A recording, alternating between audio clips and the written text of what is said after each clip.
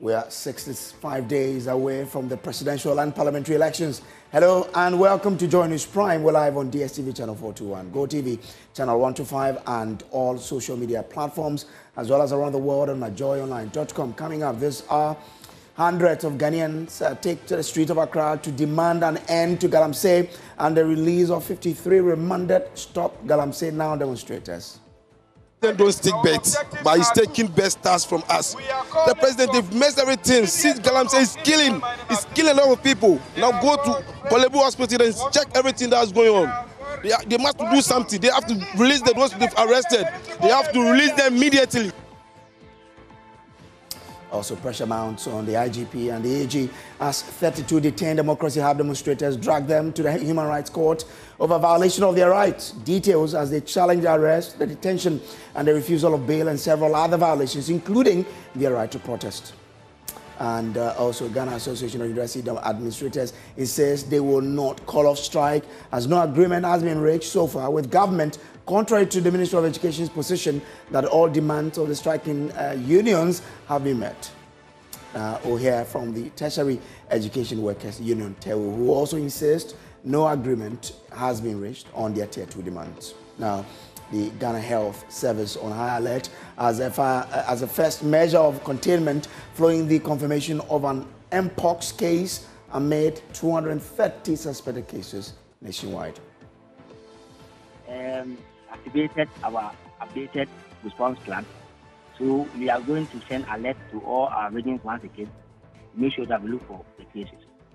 We're going to make sure that awareness, creating of awareness on the disease is fighting up. We have details as the Ghana Health Service warns the public to adhere to safety protocols at 8.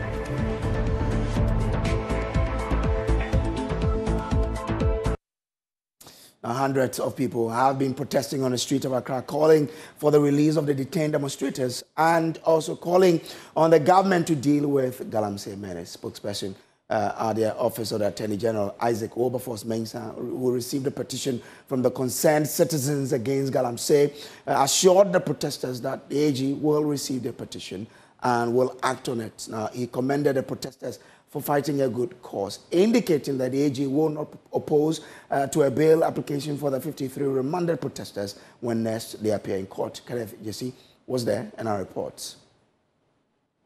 Started from Legon Stadium at Okponglo, passing through many principal streets of the capital city in demand for the release of the 53 remanded protesters and an end to Galamsey has come to an end. This is the first of 3 days of such protests that these young men and women are undertaking. And of course, we engaged most of them who expressed the reasons why they have decided to take part in this demonstration. This is the state of water bodies in the central region. In fact, this one, I sourced it from the Ofen River at Dunkaonofen. The Ofen River joins the Praia River. The Praia River serves majority of the dwellers in the central region. It means that we are all at risk. So I found it needful to be part of this all-important call to demand for our leaders to take action and clamp down on illegal miners. What we are drinking, this is what we are drinking. Please, Akufo-Addo, Ghana government, say something. Please. Please say something. President don't stick bets, but he's taking best stars from us. The president, they've messed everything. See, Galamsey is killing a lot of people. Now go to Korle Bu Hospital and check everything that's going on. They must do something. They have to release the ones they've arrested. They have to release them immediately. That day, what flag, what right did the Ghana police have to come and attempt to tow our car away? What right, what legal right did the police have to tow our car away? Galamsey is polluting our water bodies. It was predicted that in 2030, we will be importing water. How many of us can afford to import water? How many of us can afford to import water? Me, I can't afford to import water. Oh.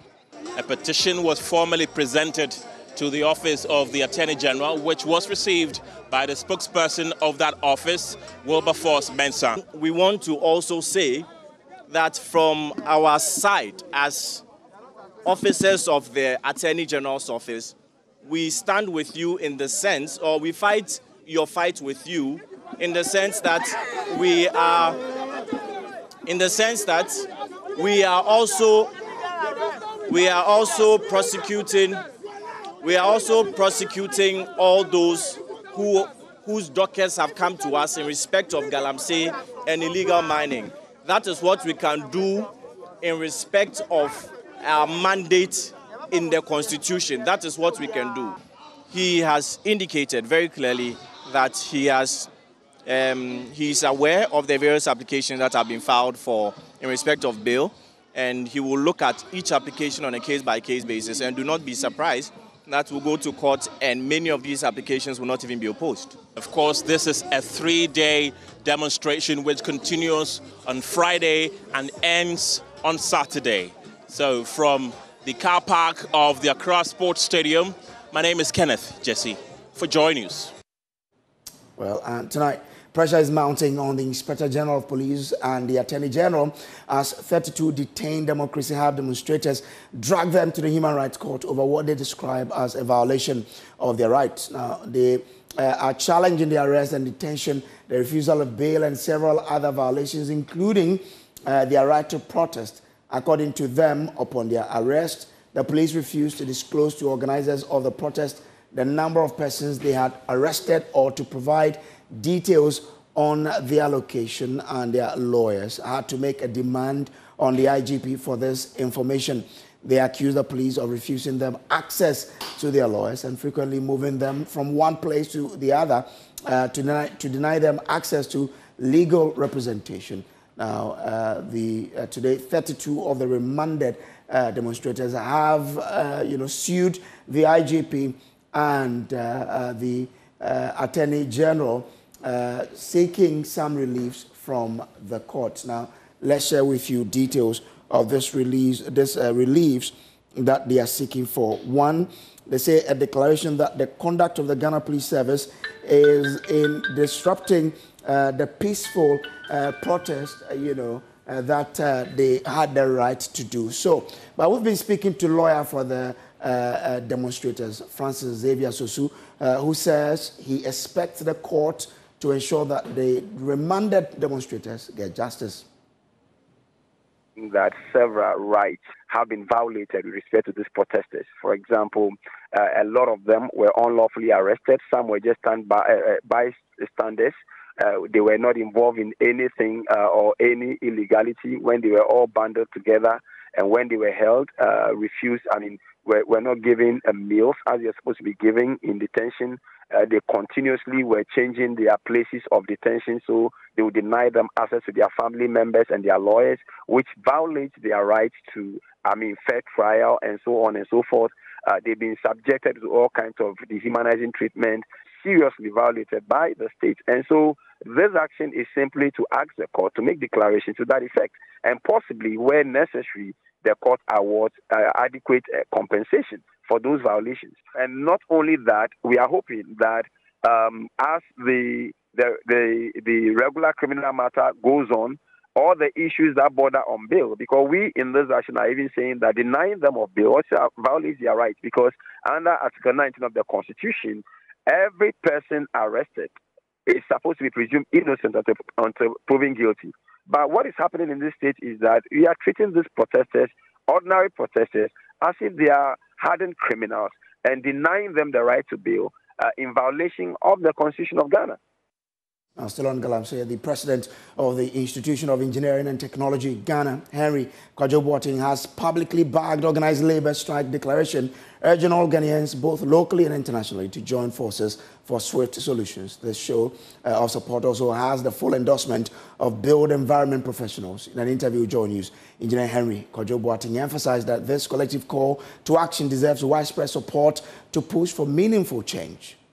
Organized labor's call is in the right direction, and the build environment professionals, Institute of Engineering and Technology, Ghana Institution of Engineering, the surveyors, the planners, the architects, we are all in support of the declaration made by the organized labor.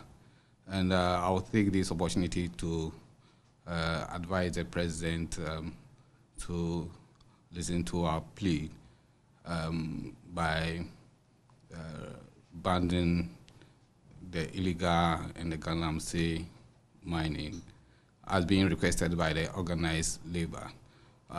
Because I cannot imagine if these essential institutions, for instance, Ghana Water Company, who have been complaining, electricity company, and other essential institutions going on strike, how will this country be? It is going to be very, very dangerous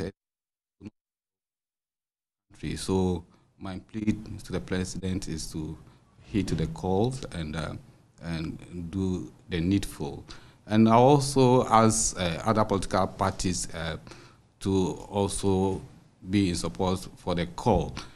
We don't want a situation where a presidential candidate will take advantage of this and make it politics. This is not politics. It's life-threatening issue, which we all have to raise our voice to stop it. So yes, we are in full support, and I will urge our members in the various institutions to join if the strike begins. Government has been engaging in a series of pivotal meetings, including cabinet deliberations to avert a total shutdown of the country on the 10th of October as organized labor refuses to back down on its demands for a total cessation of illegal mining activities in Ghana. There's pressure on government to, among others, declare a state of emergency around river and water bodies, ban small-scale mining, and review the passage of the legislative instrument that grants licenses for mining in forest reserves, failure upon which organized labor will go on a nationwide strike. Now, the president is holding a cabinet meeting today to discuss the demands of labor, but we also do know that there has been a meeting between some members of organized labor, which was facilitated by the Minister of Employment and Labor Relations. Minister Ignatius Bafo-Ewa joined his editor, Evans Mensah, joins me in studio with the outcome of this particular meeting. Evans, we've been picking information on how this meeting transpired. What do we know so far? So we had confirmation from the Ghana Federation of Labor. The Deputy Secretary General was part of the meeting today, and this was described by the technical advisor at the Employment Ministry as a restricted meeting of the leadership of organized labor. And so in this meeting, we had the Secretary General of the TUC, we had the Ghana Federation of Labor, we also had CLOCSAG represented in there. But the interesting thing about this is that other leaders within the organized labor group were not aware that the meeting even took place. It happened in the morning, and as at the time we're speaking to them, several hours later in the evening, just about 30 minutes ago, they were still not being briefed at all about the outcome of that meeting, which had long ended. But we're getting a few details from this, and extensively confirmed to us by Bridal Kubobe, who indeed is the technical advisor at the Employment Ministry, that there was an extensive engagement on the subject of the demands that the organized labor had placed before the president. The confirmation from the Ghana Federation of Labor, the Deputy Secretary General, is that the president committed to repeal LI 2462. Okay. But on the subject of the declaration of state of emergency, he will not tell us what the commitment was. There was also the subject of deployment of military and police. There was also the establishment of a special court, all part of their list of demands, banning all forms of mining on water bodies and forest reserves. These key demands, he was silent on what the commitment was, but he was very categorical on the repeal of that LI 2462. Now, he says in this meeting with the president appealed to them to call off their planned 10th of October nationwide strike. Okay. And secondly, the president assured that the government will be formally writing to organized labor to respond to the three main demands that they put before the government. Now, their position is they are waiting for this official response to come to them, and then they will take a decision. So those members of the organized labor who were not part of this meeting say they're waiting for the president to bring the official letter. So those who are not part of this are surprised that the meeting even happened in the first place. Angel Kabonu is the president of the National Association of Graduate Teachers. He's a leader in the organized labor, architecture. And we first asked him, was he aware of this meeting? He says he wasn't aware of this meeting. And then he says it is actually irregular, unusual for leadership within organized labor to go for such a critical meeting with the president and not inform the rest of organized labor, at least the leadership. And this is not the protocol. But secondly, he also says, even if it didn't happen, they will be briefed, right, after it happened. And when we were talking to him and was listening to Barry Kubebe more than just about 30 minutes ago, was the first time he was hearing that a meeting like that had happened, that even organized labor had been called. Remember, just yesterday in the evening, we were talking to the Deputy Secretary General of TUC, who was telling us they haven't received an invitation. So this invitation must have come very late, but again, just using the words of Barry Kubebe, this was deliberately targeted at just a small group of leaders. Questions are going to be asked now by those who are in there, and Angel Kabonu said as much about, okay, we're also waiting to hear from the presidency, and the decision will be taken. But they were categorical, though, the Ghana Federation of Labour, that the 10th of October deadline hasn't changed. It still stands, but they wait the official response. Oh, quite interesting there. Now, let's still stay with the Labour Front, because the National Labour Commission is set to sermon organized labour over its intended strike action on October 10. The Trade Union Congress, TUC, has declared an indefinite nationwide strike on Tuesday, following an expiration of a one-month ultimatum to government to declare state of emergency on all illegal mining activities. The latest unions to declare their readiness for the strike are GPR2 and the Concerned Drivers Association. Now, 3 days after organized labor declared nationwide strike for 10th October, Executive Secretary of the NLC, Ofosu Asamoah, speaking to Joy News, says NLC is yet to receive a strike notice from organized labor. When you look at the reason they have given for this fight, that is the environmental, it's one of a national issue. It is not directly linked with the welfare of their members, as unions are set up to do, to seek the welfare of their members, through negotiation, arbitration, this with their employees and so on. But this one, they are fighting a national, concern, right? So properly, you can't situating it in the Labor Act is difficult, right? But then, the only reason for which Labor Commission is able to come in, right, is the declaration of the strike. Organized labor could have pressured the government or pursued their cause in other ways. You can decide to go and sleep in the street, organize series of demonstrations, picket at the Jubilee House, picket at the ministry, or picket at wherever, Minerals Commission, wherever they want to do, right? They can petition chiefs, they can call on the citizens for action and so on, right? That one, Labor Commission will not be interested. But with the declaration of the strike, that workers from on the 10th of this end, you are declaring a strike, people will not go to work and so on. That is where Labor Commission comes in.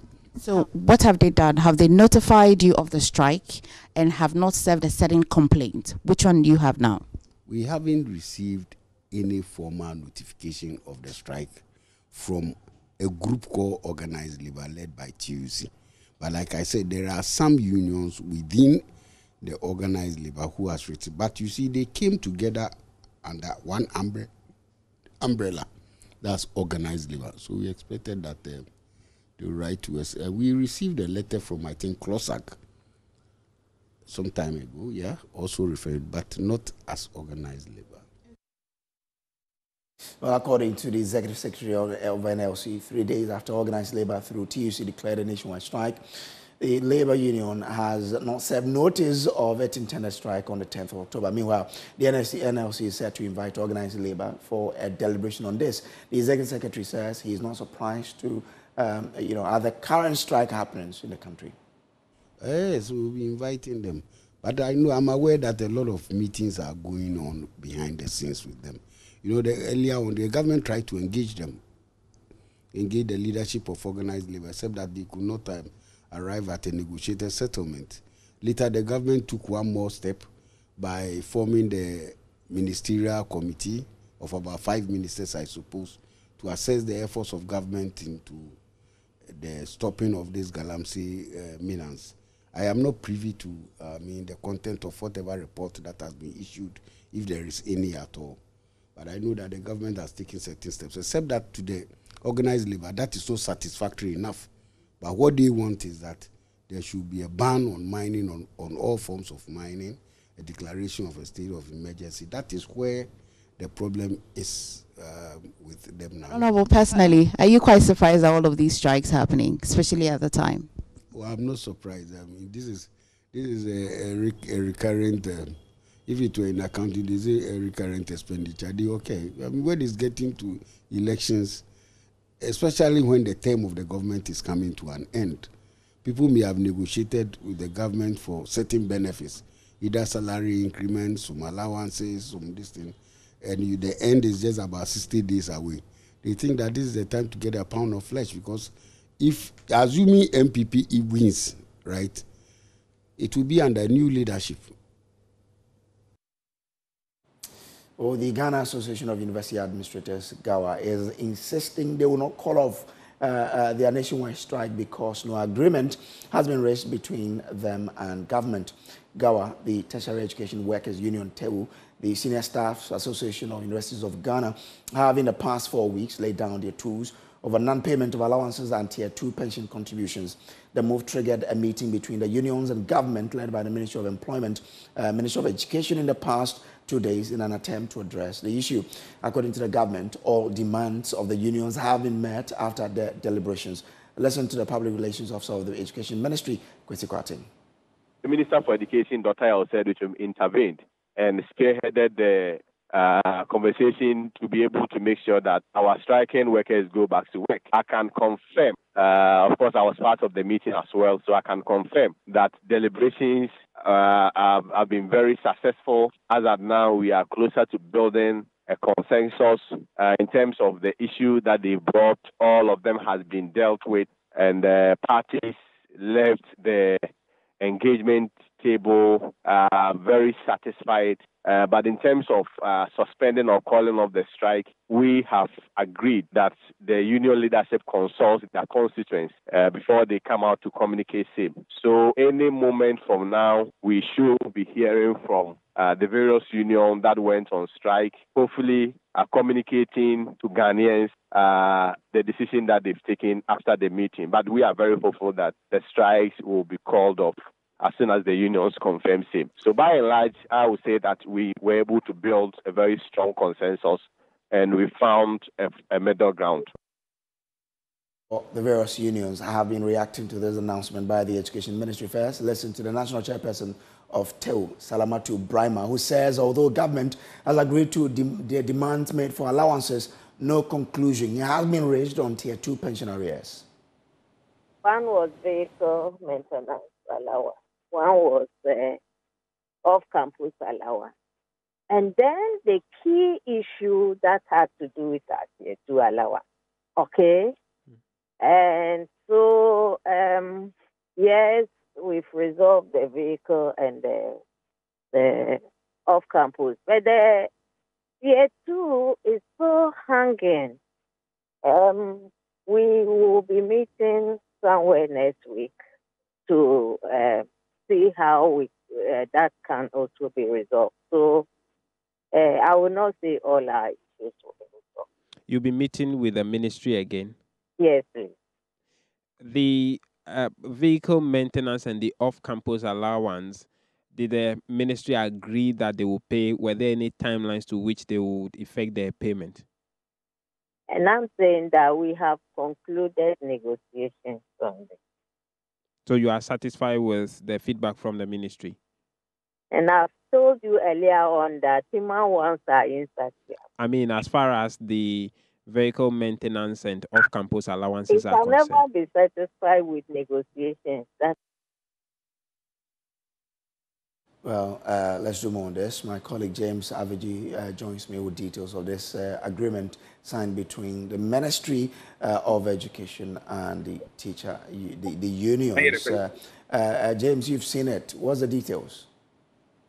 Well, Praise, and so that agreement had quite a number of issues.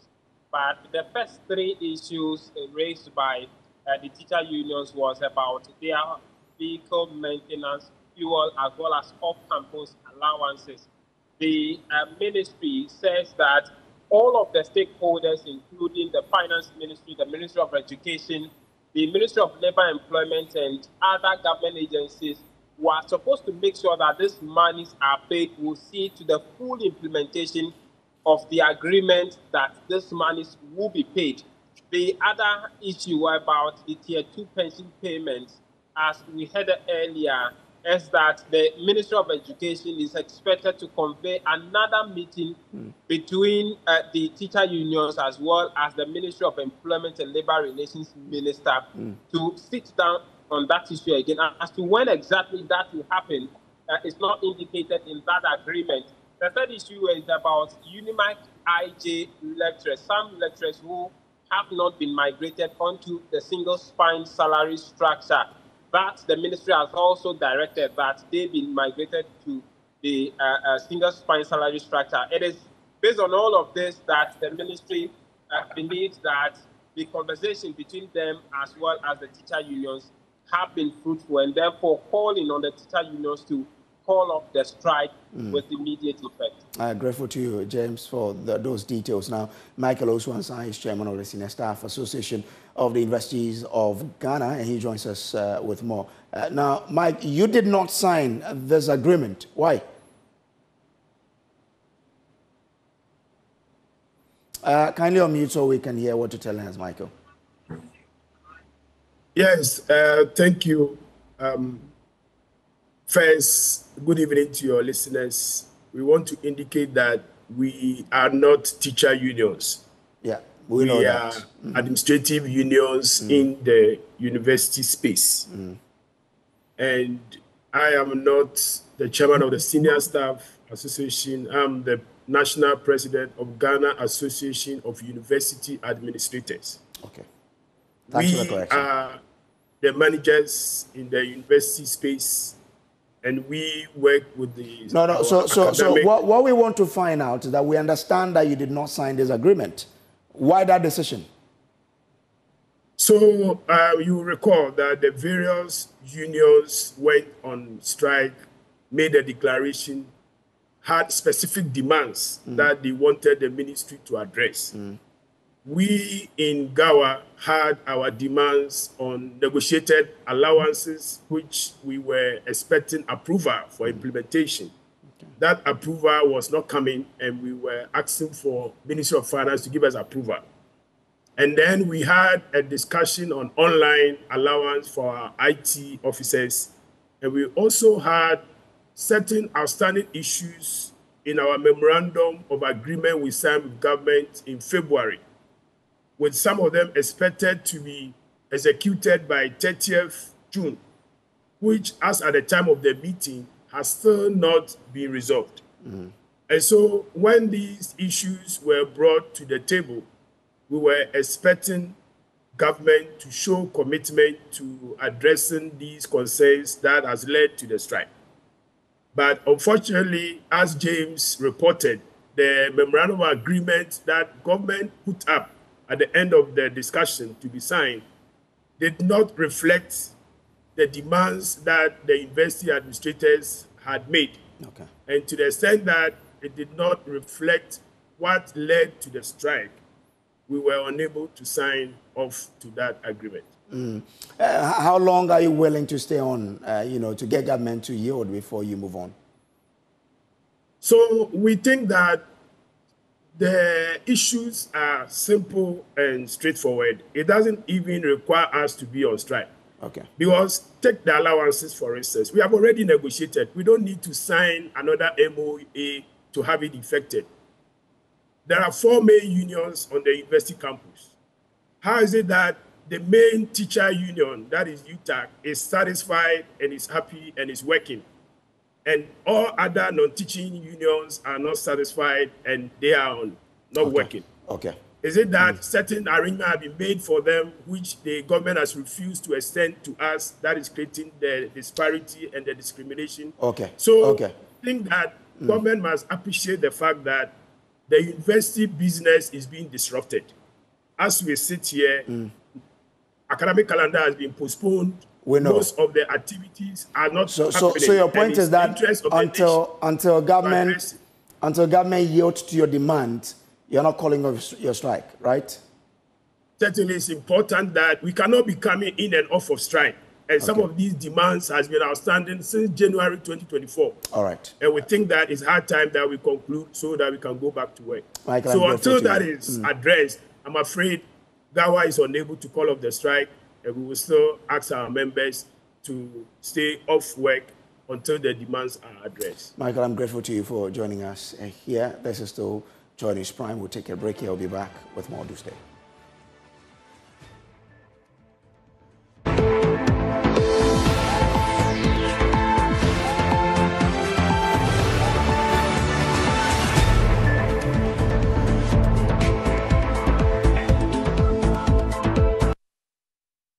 Welcome back from the break. Now, the Ghana Health Service has ramped up its containment efforts across the country's borders following the confirmation of an Mpox case in the Bia West district of the Western North region.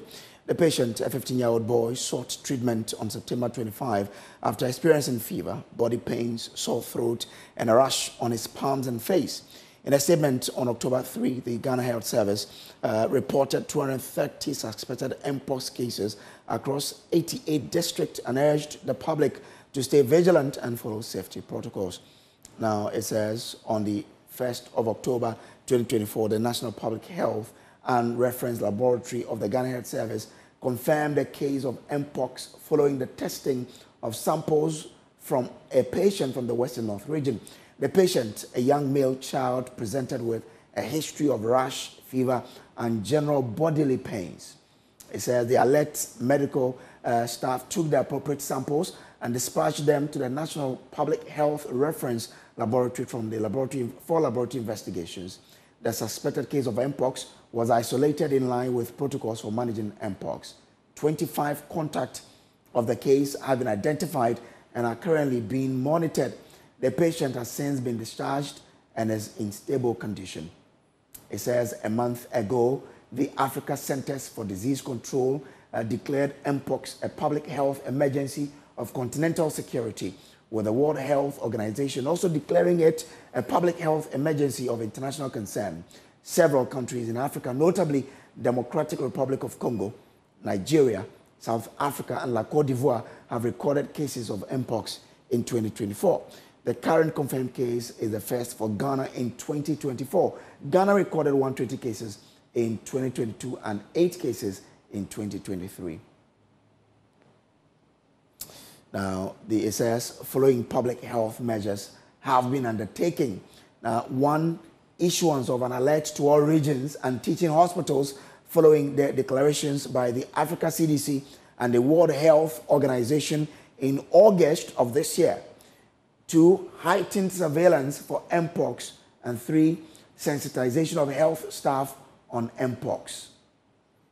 4, mobilization of personal protecting equipment for staff, strict infection prevention control with barrier nursing and contact management and tracing, as well as National Public Health Emergency Operations Center activation. So these are the measures that the health service has done. Now, head of disease control at the Ghana Health Service, Dr. Franklin Asiedu Bekwin, assured the service is intensifying surveillance and education at the country's borders and on high alert and more closely monitoring all identified cases.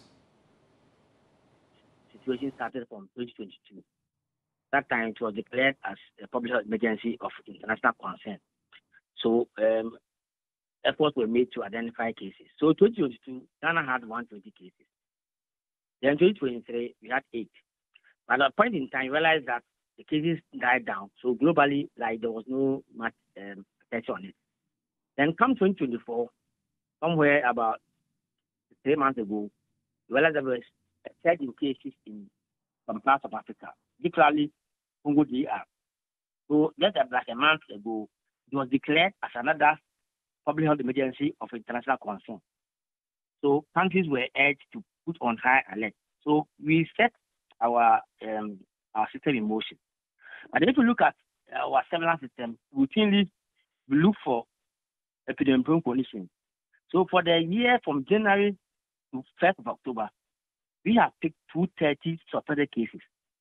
And one of these is what has become confirmed. And I think I need to put that clarity. I'm seeing some information going on that it has nothing to do with that one case. You understand? So it's the 230 that one has come positive. And this one confirmed case, we have actually identified 25 contacts that we are following up. And this case was actually detected in Western North. I would say that is a young child, about 15 years. But it's fine. I mean, he has been discharged, he's home now. So we are actually trying to follow up the contacts. And one thing I need to state is that so far as the incubation period is 21 days, we'll follow up all these contacts to the end of the 21 days.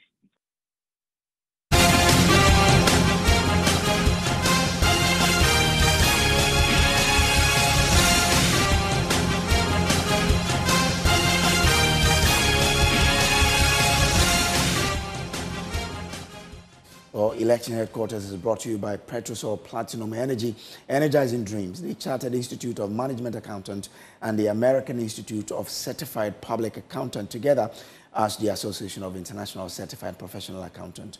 Also brought to you by the German Ozone Medical Center, Alternative Therapy, Dental, Wellness and Beauty, Chopbox Technologies, a convenience service, and Youth Bridge Foundation, bridging the gap for positive youth development. And the NDC presidential candidate John Mahama has expressed confidence in Ghana's judiciary, stating that although the NPP is packing the court in hopes of escaping future accountability, he believes the country's judges will act with the right conscience. Speaking on the second day of his tour of the Northeast region, he noted that the NDC is determined to break 8 years of corruption and economic mismanagement, where he expresses confidence in Ghana's judiciary, reiterating that although the NPP is packing the court with the hope of avoiding accountability, he believes the judges will act with integrity.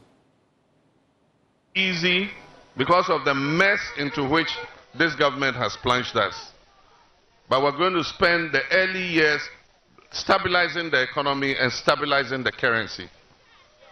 We left the CD to the dollar at 4 CDs to $1.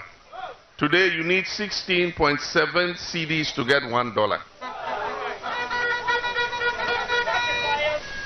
Inflation has eaten into everybody's pocket. And those who trusted government and bought government bonds, today they have lost their money. They closed the banks, sacked a lot of professional bankers. Today, some of them are Uber drivers, some are bakers, some are unemployed. We're going to come and put this country back to work. We have the men and the women to bring this country back onto its feet. And that is exactly what we're going to do. On 7th December, NDC is number 8 on the ballot paper. They said they were going to break the 8, but God knows best. God gave the 8 to me.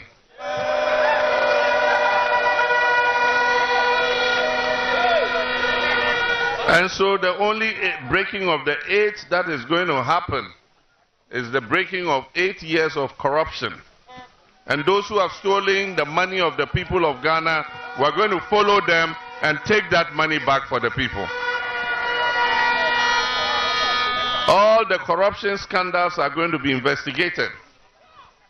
And I'm sure that even though they are packing the courts because they think that it will earn them a free pass, even if they are found culpable of having stolen money, I believe in our judges, that they are upright and they have a conscience. And that when the cases are brought to them and the evidence is clear, they will do what is right by the Ghanaian people.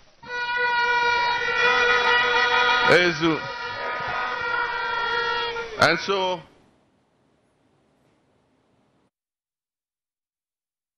we'll break and bring you showbiz right after, please. Well, let's do showbiz now. And African music icon Yvonne Chaka Chaka is set to light up Ghana this weekend as a headliner for this year's African Legends Night. The legendary singer, celebrated for her timeless hits and activism, arrived in Accra today, expressing that Africans should take pride in their heritage, especially with African music now making a global impact.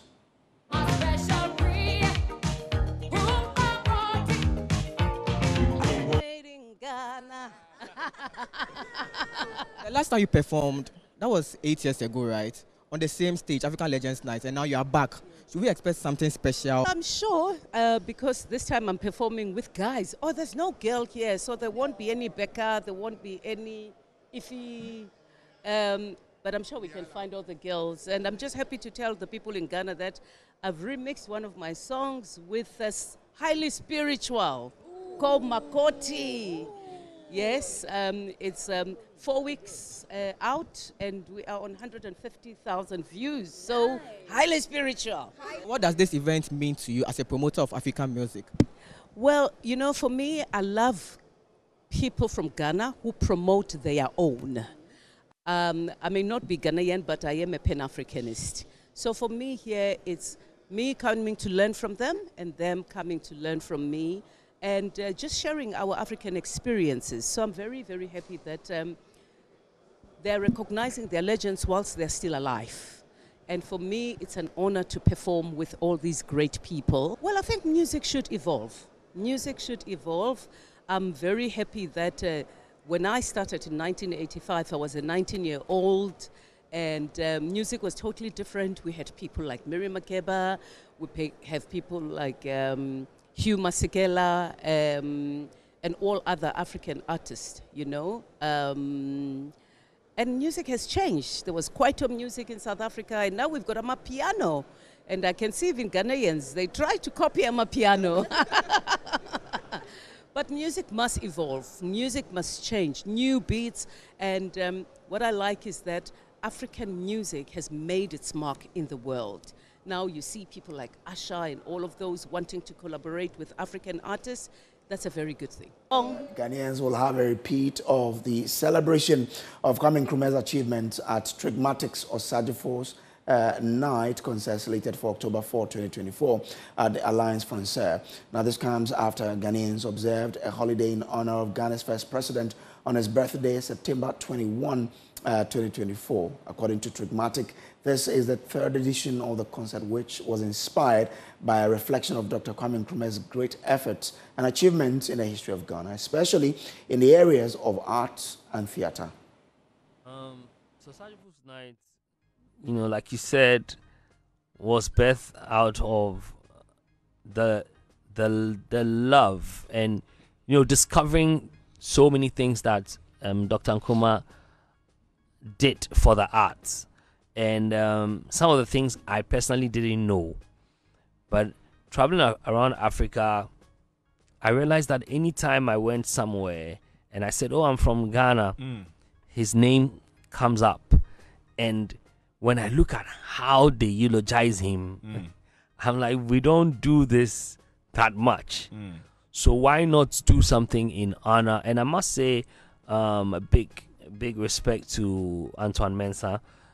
When I told him, you know, we should do a concert, it was like, let's do it around Dr. Nkrumah. And I was like, let's do it. Because when you go to certain countries, they live him. They respect and adore and honor the things that he's done. So I took time and read a bit more about some of the things that he'd done for arts, and it blew my mind. Wow. So since then I was like, look, let's do this and call it Osagyefos night, if not for anything, to remind the people in the art space that, look, this is a man that really had the arts at heart and actually did things that would enable the industry. Right.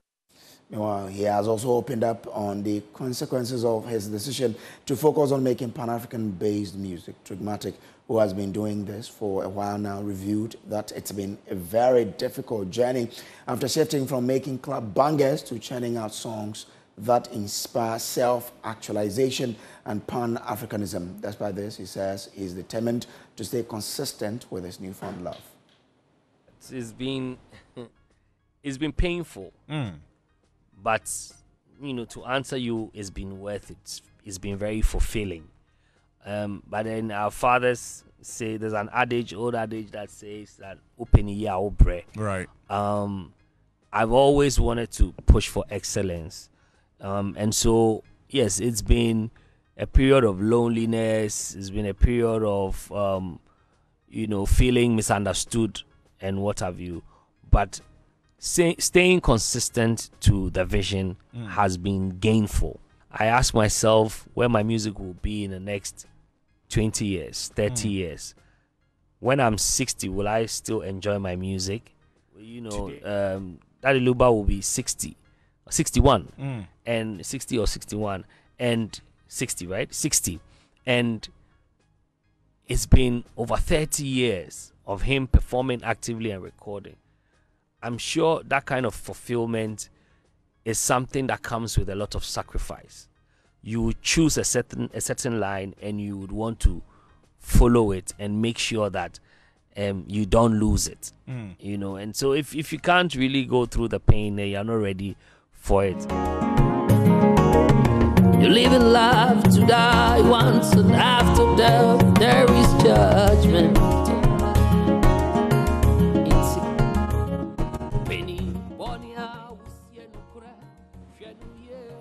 But on that beautiful note, we end Showbiz, and as well as ending the entire Joy News Prime Bulletin for today. There's more news on myjoyonline.com. Up next is Prime Business with Pius Kojo Baka. Thank you so much for joining.